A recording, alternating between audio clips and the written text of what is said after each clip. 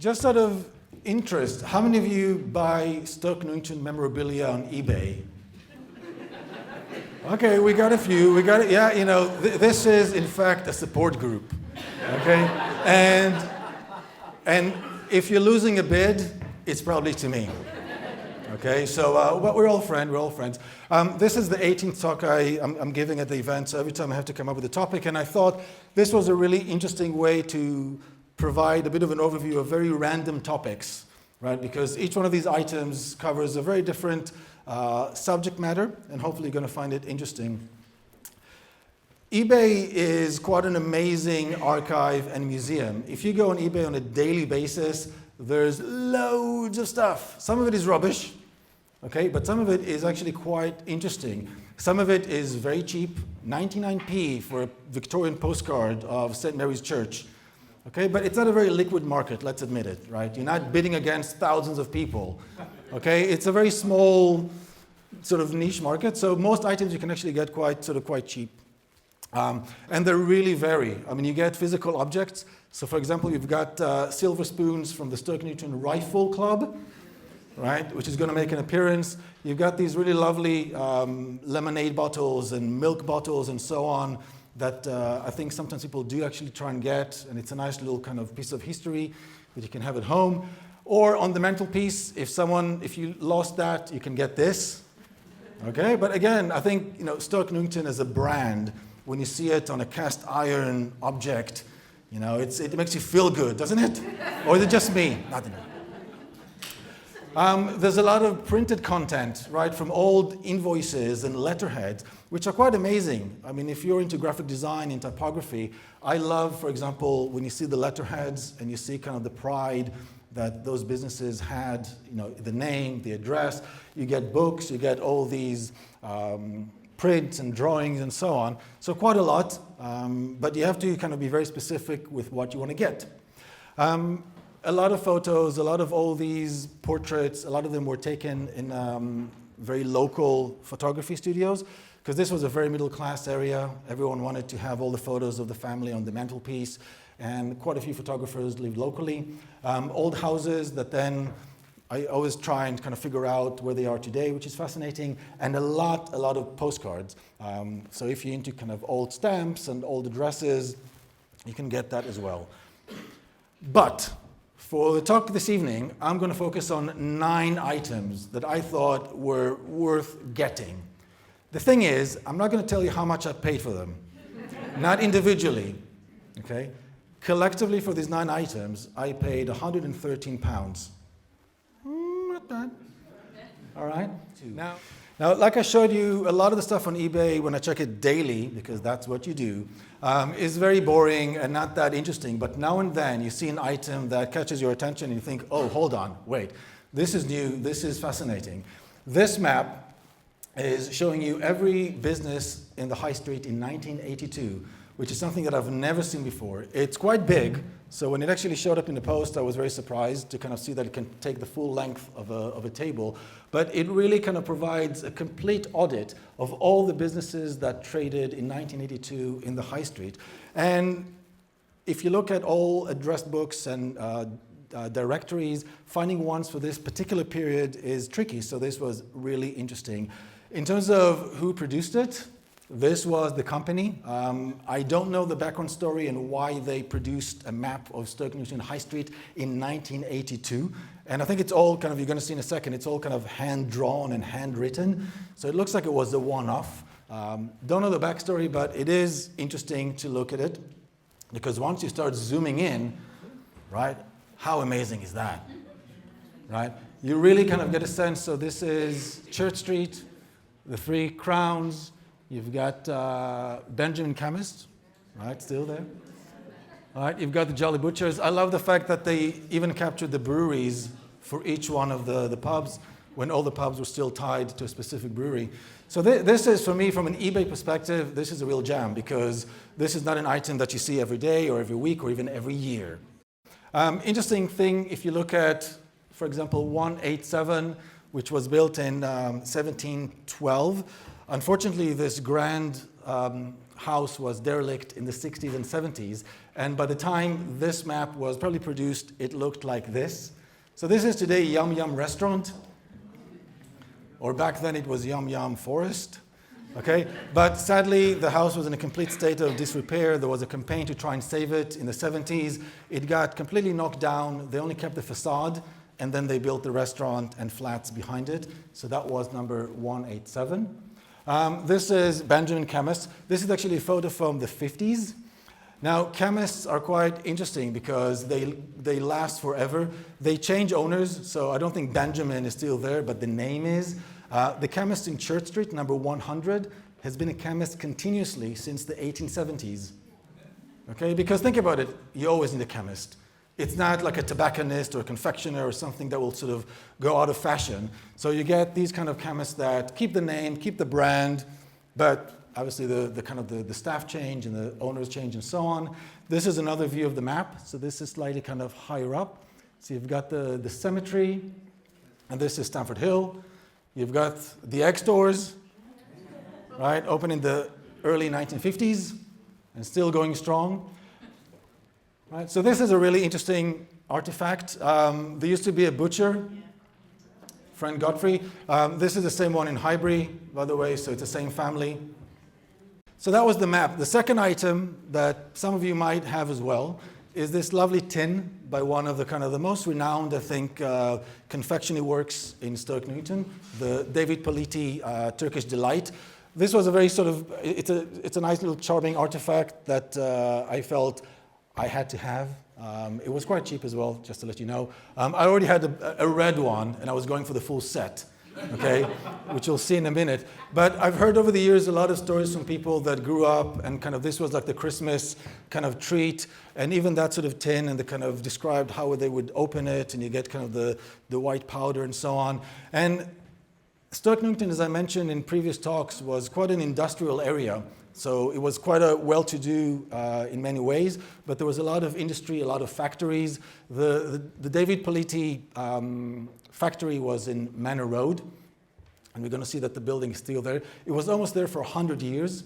Okay, David Paliti was a Greek Jew that moved to London and started the factory. His sons worked there, and other sort of family members, and so on.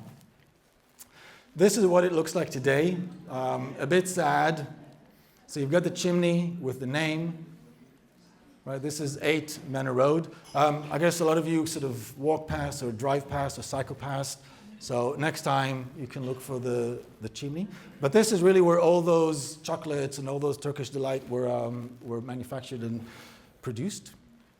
Other things that sometimes I think this is also something I saw on eBay years ago was just the box.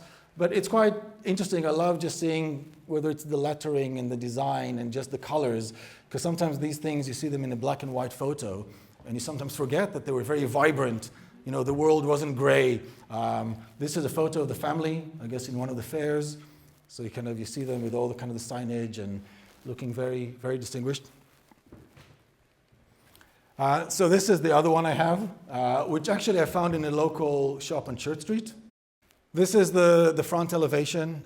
As I mentioned, David Paliti was Jewish. I was always fascinated by the fact that on the gables of the building, you can see at the very top, there are 2 Stars of David.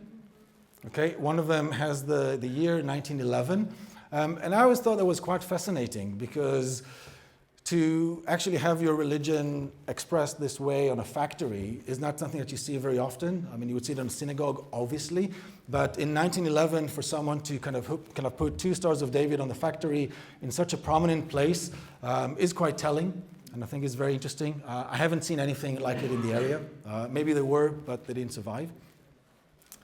Unfortunately, there's a proposed redevelopment of the whole area. As far as I'm aware, it's still being discussed, going through some of the the usual rounds of planning, but it's still on the table. If you go online and you can read the heritage assessment that an archaeologist did for the factory, their conclusion is that despite some of those remnants and features, there's not enough about the building and what's inside it today to warrant any protection, which is a shame. So make sure you pay it a visit, because you never know, in a few years, the view might look as interesting as that. Okay, next up is the recent item that I purchased, which is this lovely postcard with the first coat of arms of the Metropolitan Borough of Stoke Newington. It's in mint condition, as you can see, very vibrant with the colors. For all I know, it was printed in China 2 weeks ago, but I'd like to think that it's a bit older than that. But I thought, yeah, let's have it. It will be a nice addition on one of the shelves. And it's a good opportunity to dive a bit into this lovely coat of arms. This was actually the first of 2 coat of arms that the Borough Council had. Now, if you look at the components of this coat of arms, so at the very top, you've got a tree that symbolizes the forests of Middlesex. So Stoke Newington, as some of you might know, is new town in the woods, or the clearing of a wood. Stoke is Saxon for stump. So the idea was that the settlement started just on the edge, on the clearing of the forest of Middlesex. So that's what the tree is for. You've got the beloved St. Mary's Old Church with some trees, probably during winter, I would imagine. And then below, you've got 2 kind of other coat of arms. You've got one which represents London. So you've got the City of London, number 3, and then you've got the Westminster as well. So both of them represent London. Number 5 is the County of Middlesex. And I'm going to show you in a second why that is. And then number 6, you've got the motto. At least one part of it was William Patten. William Patten was the first Lord of the Manor of Stoke Newington, and in 1563 he repaired and enlarged the old parish church.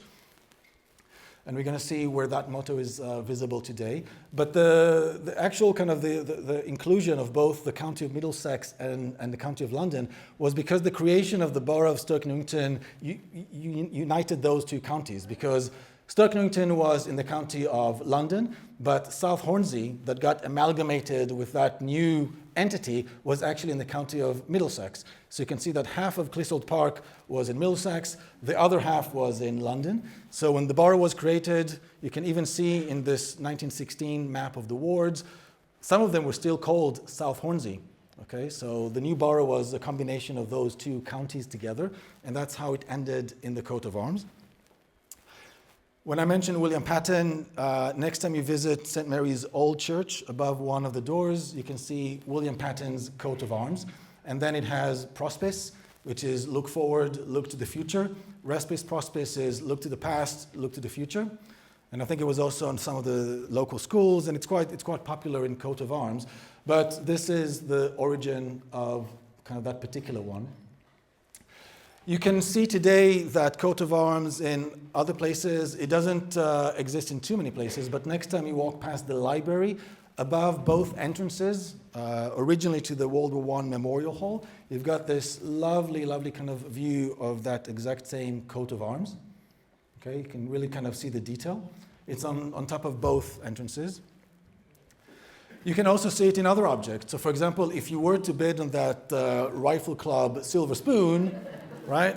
You can have that version of it. Books in the library also had this lovely kind of label with the old coat of arms. So you can see that it was used in different contexts.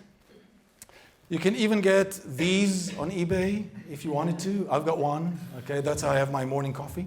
Quite charming, again, if you're into this kind of thing.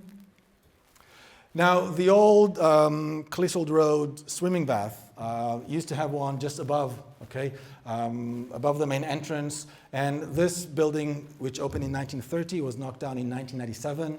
That's where the leisure center is today. And next time you go to the leisure center, go all the way down to the ground floor. You know why? You're going to find it buried at the very bottom of that building. I think it's a complete disgrace they didn't think about putting it in the reception or putting it somewhere else, but putting it next to the guy practicing some boxing, okay? Probably people put wet towels on it or God knows what. It's a real shame, but it survived, so it's still there. As I mentioned, in 1934, Stoke Newington adopted a different coat of arms. This was an official one from the College of Arms. If you think about this one, this was very much You know, it's like a small parish. It communicates exactly that. You know, it's a small town, it's a small village, whereas this one, adopted in 1934, definitely has more of that sense of a London borough.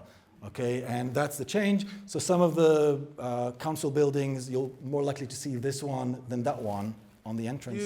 Whether it's family research or local history, one of the very useful resources to have is local directories, because you can trace who lived in which address and the different shops and so on. So when this item came on, I was very excited. This is the 1910-1911 Kelly's directory.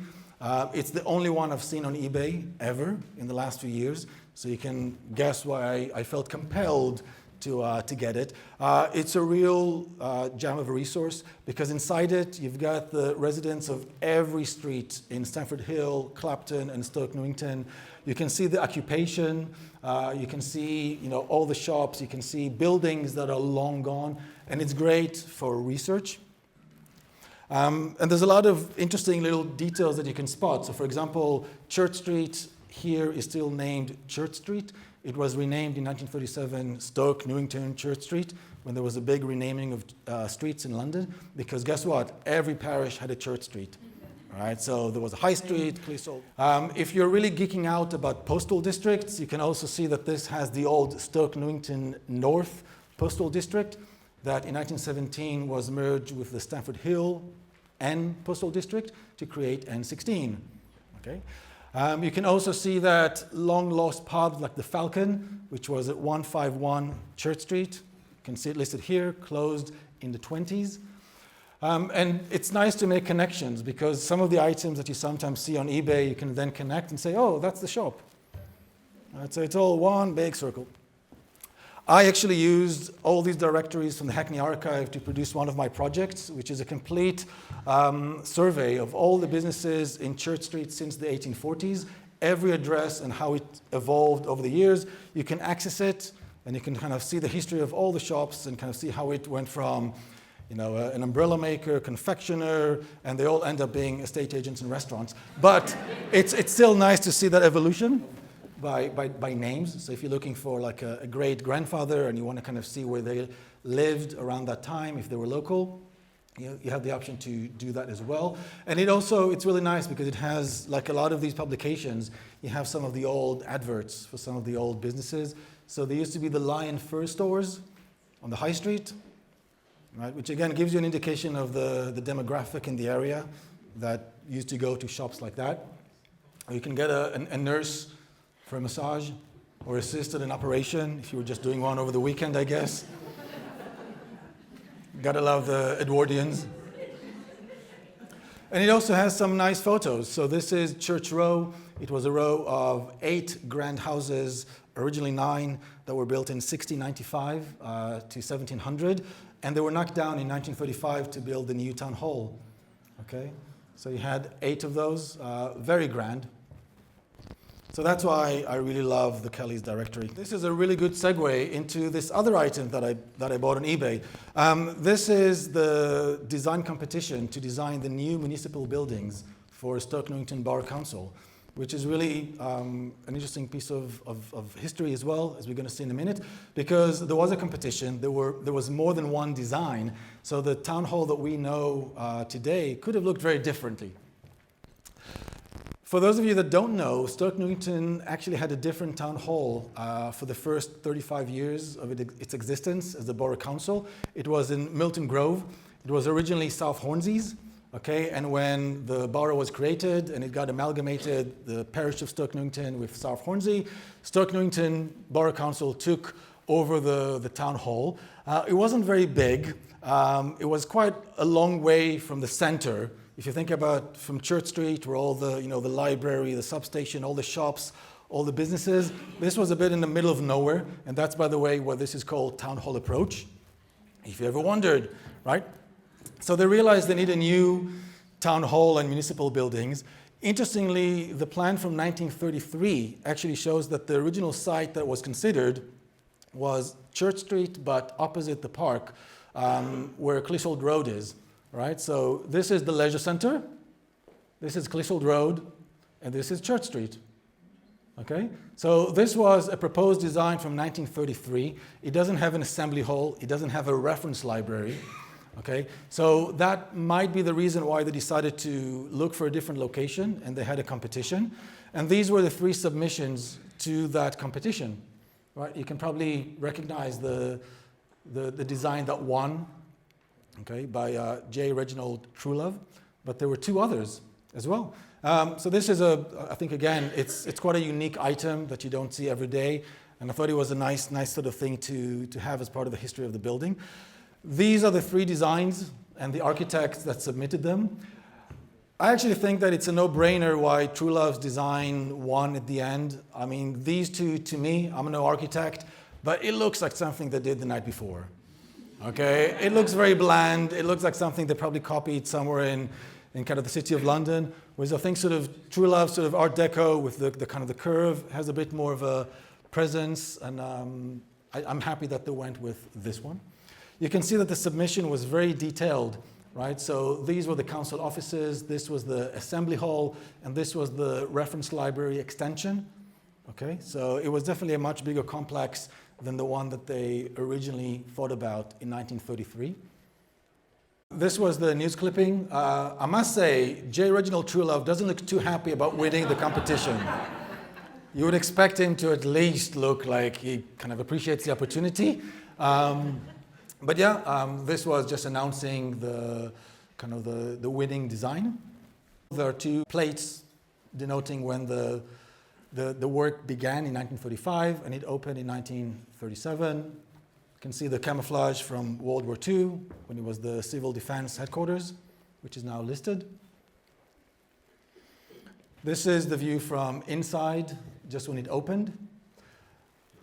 Unfortunately, today, most of those office spaces are empty. The council's civil protection service is based there. They've got the CCTV control room for the whole borough downstairs, and a lot of their equipment is also stored in some of the rooms. I know the council had a plan to see if they can bring some of it into use in 2017. There was a consultation. I don't think anything came out of it. This was the council chamber, where today a lot of people get married over the weekends there, but you don't have kind of that nice kind of oval layout of the seating. And again, a nice way to kind of link to the next item. This is the 1959 official guide to Stoke Newington. One of my favorite items, okay? And you're gonna see why, okay? These were published by the Borough Council every few years as a nice guide to locals or maybe people that, I don't know, considering visiting the area.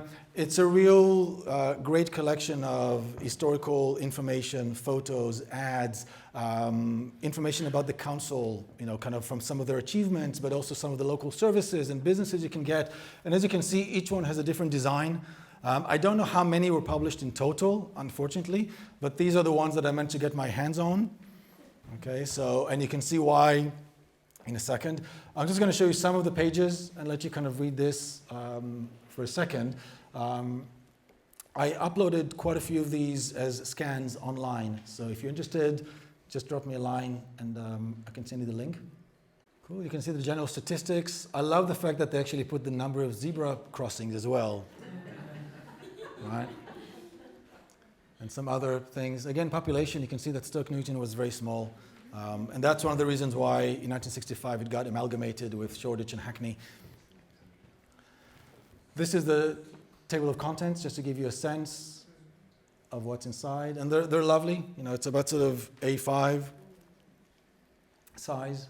And I love the fact that you can, when you see some of those old ads, you can start linking them to things in the built environment. So the Dyson, we know the ghost sign, that there was a horrible botched job trying to restore it a few years ago, and it looks terrible now. By the way, it will get covered and knocked down in a few months when the whole building is redeveloped into flats. So yeah, so Dyson is going to, yeah, so the old post office is going to get knocked down and they're going to build flats on the site. But as I said, there's lovely photos, and you can see that the council was very proud of all its, you know, the council housing at the time in the 50s, post-war rebuild. You know, sometimes we look sort of down on some of these projects, but back then it was a real achievement in sort of post-war Britain. More lovely photos of the pumping station, the reservoir, the filtration plant. You can also get a sense of, from a transport perspective, these were all the trolley buses you could get in the area. So these were electric in the 50s. Yeah? Overhead wires. They list all the places of worship that in the 50s, Stoke Newington was still very diverse, as it has been historically for centuries, in terms of the different denominations. This was the Quakers' meeting house in Yokeley Road that was demolished pretty much the same year. This was the Green Lanes Methodist Church. This one was demolished, there was another one, and then there was another one, so 3 times. This is a sad photo of the New River just before it was filled in. So the New River used to go all along Church Street, but by the 50s, after it was shortened to end in the East Reservoir, the section along Church Street was just standing water, and you can see there wasn't much of it left. So in 58, 59, it just got filled in. The small section today in the park opposite the house is just a pond. It's not connected to the New River that ends in the East Reservoir, but it's a nice little kind of reminder of what it used to look like. The next item is this book, which actually smells, but in a good way. Okay. I saw this one. It was listed as History of Stoke Newington, 1919. I thought that's old enough. Yeah, I'll get that. And again, it looked quite unique. When I opened it, it arrived in a post. So I thought, okay, there was this lovely kind of dedication with the year 1919. And I thought, okay, that's nice, but I wonder when was it actually published? When was it actually written?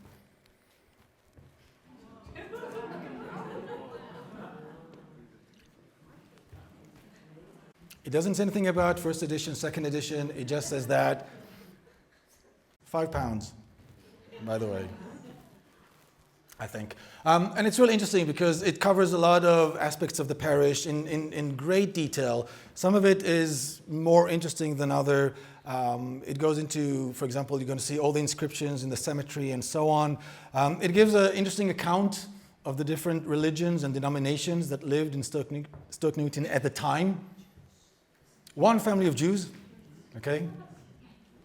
And 40 other dissenters and Catholics. Interesting just even seeing the spelling at the time.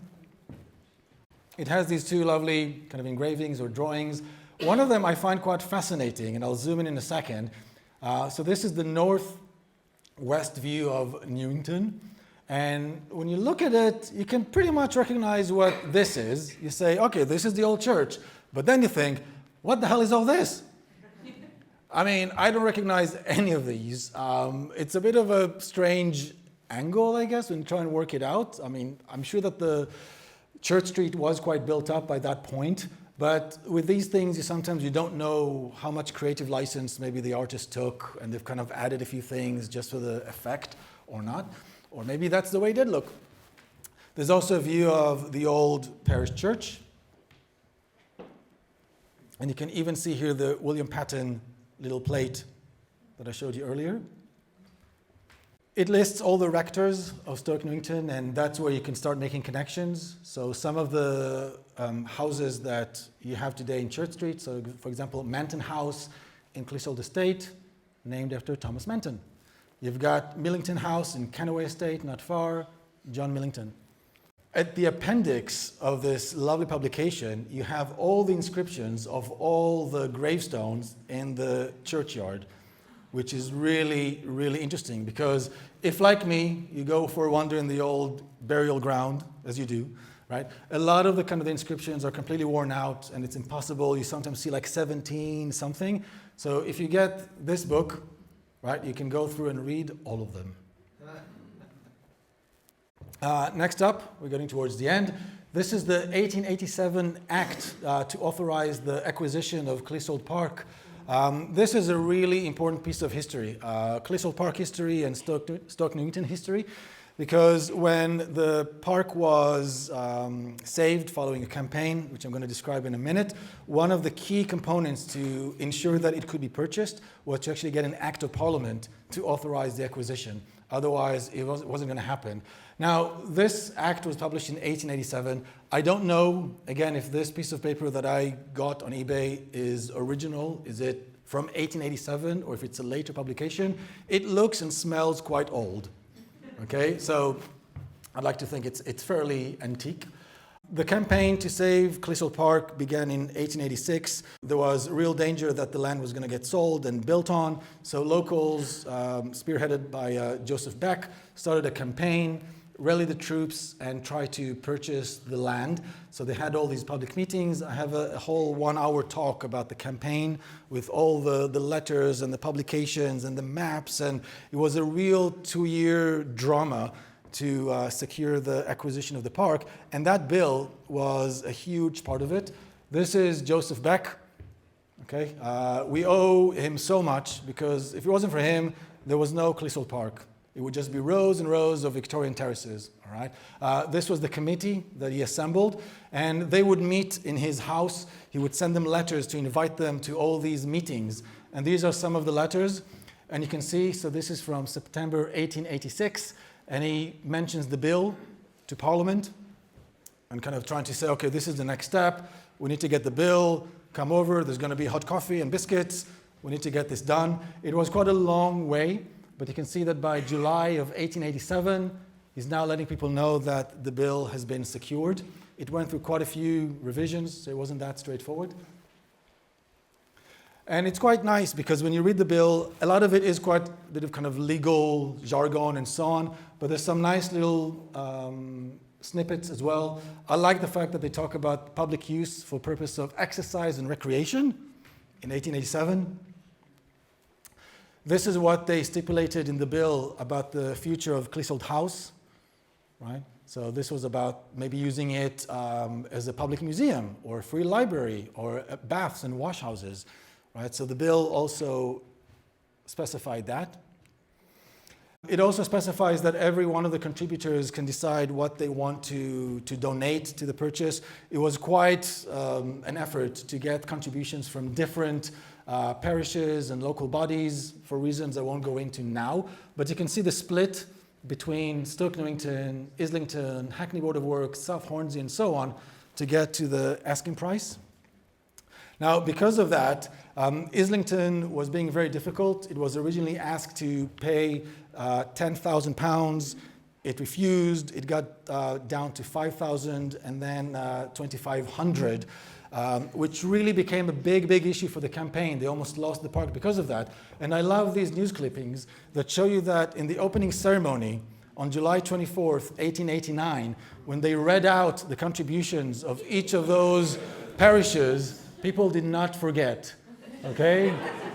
So Islington groans, hisses, and laughter, okay? And you've got here, when the contribution of Islington to the purchase fund to the park was read out, there was an uncomplimentary demonstration in consequence of its comparative smallness, okay? The last item I'm going to share with you is about buses. We all love buses. Yay, the 73, so many happy memories of drunken nights in the West End. This was quite interesting. I mean, I'm not geeking out on buses too much yet, but when this little magazine from 1963 that has the full story of the 73 bus came on, I thought it was a nice little piece of history to have, and it kind of provided some interesting little information that I knew roughly, but there were different types of 73 bus based on the kind of the destination, and you can see there was the 73, the 73A, 73B, and C, and so on. So there's a lot of that kind of information in this little article, and you can start connecting it then to some of the photos that I've collected over the years. But yeah, it used to be, I think someone told me that at one point the 73 was the longest bus route in London.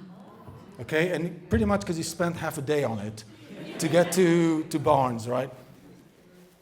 This is just a timetable. It's not from the actual article, but just to kind of provide some other related artifacts. So this is the timetable for the 73 from 1959, from Stoke Newington to Hounslow. And these are just some photos of some of those old buses that I've collected over the years, just to bring them to life a bit. So this is the 173D. It doesn't really roll off the tongue as a 73, does it? It's like, I'm going to catch the 173D. This is the 73A. I'm guessing this looks like Richmond or thereabouts, or maybe it was just rural London in the 30s still, right? This is another 73. This is a more familiar one. And I think the next one is probably one of the most viral images when I post them. The swinging 73. So that was it. That was just an overview of some of the items that I felt compelled to get on eBay. Hopefully you found it interesting. Thank you very much.